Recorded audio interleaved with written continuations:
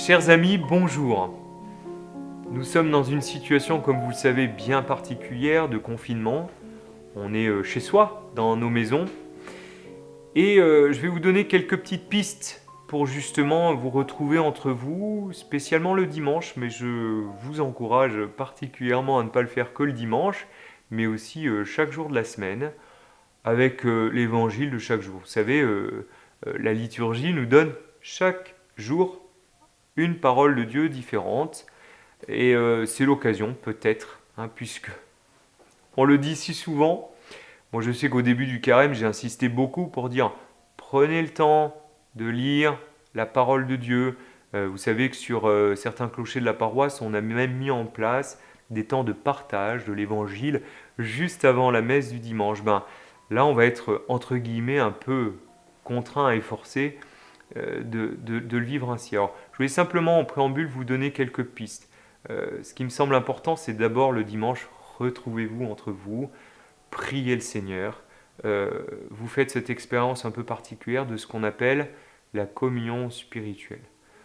Je vous rassure aussi, et l'Église vous rassure, si vous désirez dans votre cœur recevoir le Seigneur, vous vivez ce qu'on appelle la communion de désir et le Seigneur vient en vous. Mais c'est peut-être l'occasion aussi de se rappeler que le Seigneur est aussi présent dans sa parole. Il se donne dans l'Eucharistie, mais il se donne dans sa parole.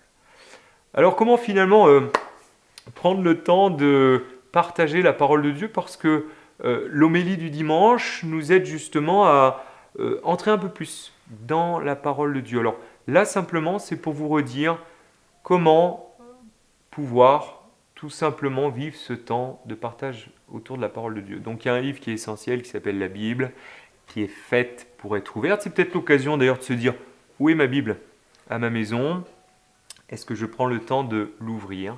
Moi, je vous encourage vivement à prendre la Bible directement, à l'ouvrir et à vous rappeler et à nous rappeler que cette parole est la parole vivante de Dieu. Et que quand on ouvre l'Évangile particulièrement, on n'entend pas simplement un passage de la vie de Jésus qui s'est passé il y a 2000 ans. Le Christ est aujourd'hui présent dans sa parole et il vient aujourd'hui te parler à ton cœur. Alors, ce que je vous propose, c'est que quand vous vous réunissez, louez le Seigneur ensemble, chantez-le, vous pouvez écouter des morceaux de louanges, des musiques que vous aimez bien pour vous faire entrer déjà dans la prière. La louange, moi j'explique toujours que c'est le tremplin qui permet d'entrer dans l'écoute de la parole et dans le cœur à cœur. Donc il faut louer Dieu, nous avons été créés pour ça, la louange permet de nous décentrer nous-mêmes pour nous ouvrir à Dieu. Donc ça c'est essentiel. Première chose importante, louer le Seigneur. Et puis une fois que ton cœur est ouvert à l'amour du Seigneur, invoque l'Esprit Saint. Parce qu'on ne peut pas lire et écouter la parole de Dieu sans la grâce de l'Esprit Saint. Donc invoquons l'Esprit Saint, demandons à l'Esprit Saint qu'il vienne remplir nos cœurs pour que nous soyons prêts, pour qu'il fasse de nos cœurs cette bonne terre pour accueillir cette parole, pour qu'elle entre en nous, pour que nous puissions vraiment en vivre, pour qu'elle soit une vraie nourriture pour nous et que nous puissions produire du fruit, car c'est ça l'enjeu, c'est que cette parole elle puisse germer, pousser, grandir et donner du fruit. Je vous invite ensuite à lire l'Évangile, tout simplement. N'hésitez pas aussi en famille à créer un espace, vraiment un lieu. Faites quelque chose de beau en mettant vraiment la parole de Dieu au cœur, en allumant une jolie bougie, en mettant une croix, en vous rassemblant. Le dimanche, souvent on s'habille mieux, habillez-vous bien, même si vous ne pouvez pas sortir de vos maisons, pour justement profiter de ce temps nouveau, pour vous dire, comme les premiers chrétiens qui se rassemblaient en famille, c'était l'église domestique. Voilà, nous sommes invités à revivre un peu ces temps, comme au premier temps de l'église. Et ça va nous encourager justement à redécouvrir cette dimension communautaire. On sera heureux quand on pourra tous se retrouver pour célébrer tous ensemble. Et puis, que l'un d'entre vous prenne le temps de proclamer la parole. Je rappelle qu'on ne lit pas la parole de Dieu. Quand nous devons proclamer la parole, ça veut dire qu'on prête sa voix à Dieu.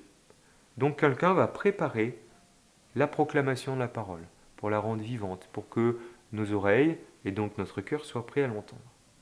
Et puis ce qui peut être beau, c'est en famille, par exemple, prenez une petite bougie et faites passer la bougie les uns aux autres. Pour, dans un premier temps, dire quelle est la phrase de la parole qui m'a particulièrement touché. Vous ne faites pas de commentaires. Chacun, un petit ou un grand, un mot, une parole, une phrase qui m'a particulièrement touché. Et puis après, on peut de nouveau, en reprenant cette petite bougie, refaire passer la parole à chacun en disant quelle question ça suscite en moi. On peut refaire le même exercice en disant qu'est-ce que je ne comprends pas très bien. D'accord ?